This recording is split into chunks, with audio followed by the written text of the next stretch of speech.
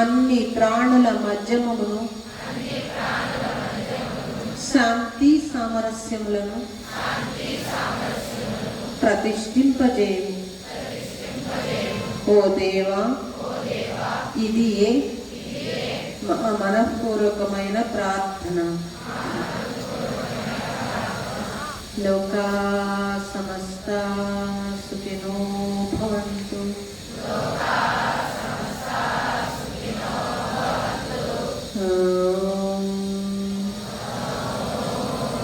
శాంతి శాంతి శాంతి. ప్రశాంతంగా కూర్చోండమ్మా. నడుము స్ట్రైట్గా ఉంచండి. నడుము నిటారుగా ఉంచాలి. కంఫర్ట్గా కూర్చోండి. శరీరం అంతా లూజ్గా ఉంచండి. రిలాక్స్డ్గా ఉండండి. ప్రశాంతంగా ఉండండి. నేను ఓంకారం చెప్తాను, ఆ తర్వాత మీరు చెప్పండి. ఓంకారం శ్రద్ధగా చెప్పాలి.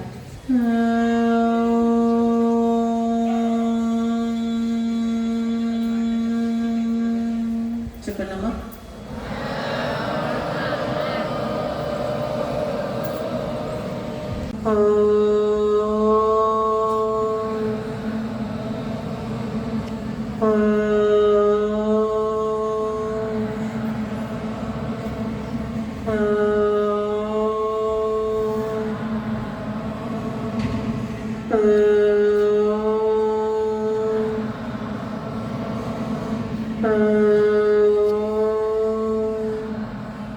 గురువు అంటే ఎవరు?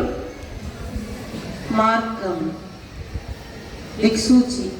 అంటే చిన్నప్పటి నుంచి మీరు ప్రతి గురువు దగ్గర, గురువు అంటే స్త్రీ పురుష భేదం ఉండదు. గురువు అంటే ఒక శక్తి, ఒక మహాశక్తి కింద లెక్క.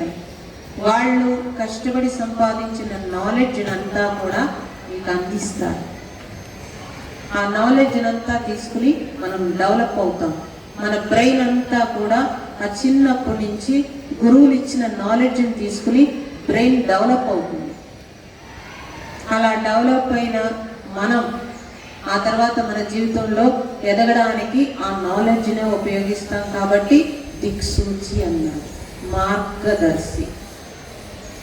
అటువంటి గురువుల దగ్గర మనం ఈ వయసులో పెరుగుతాం. కాబట్టి ఎక్కువ టైము మీరు ఇక్కడ విద్యాలయంలోనే ఉంటారు. ఇది ఒక ఆలయం.